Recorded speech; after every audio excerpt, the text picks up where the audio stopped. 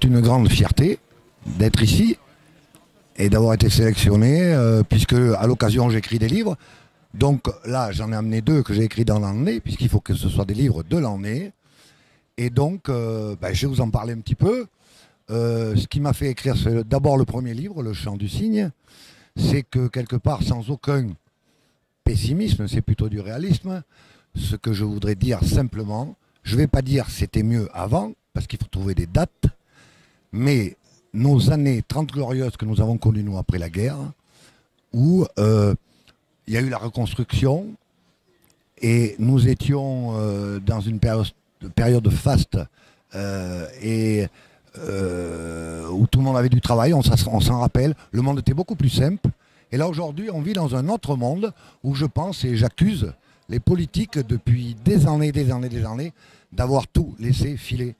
On se prend pour un État souverain et on est loin d'être un État souverain. On n'est même pas capable de fabriquer du blé.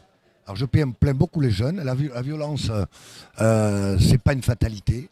On peut toujours dire que la violence, on la condamne, c'est vrai, mais c'est pas une fatalité. Et aujourd'hui, je fais la comparaison entre l'époque que nous avons vécue et celle que les jeunes risquent de vivre, même si je garde un optimisme assez franc, parce qu'il faut rester aussi optimiste, mais en ce moment, c'est très très compliqué. Donc il y a Le Chant du Cygne qui décrit ce sujet, et à côté, j'ai voulu quand même quelque chose de plus sympa. J'ai écrit des citations personnelles, je dis bien personnelles, qui sont rigolotes, un peu bizarres, curieuses, parfois un peu coquines, mais et quelquefois tristes aussi, parce qu'il y a quand même de la tristesse dans le monde, ça fait partie de la vie.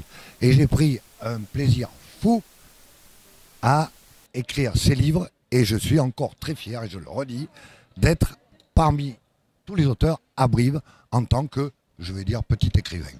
Voilà.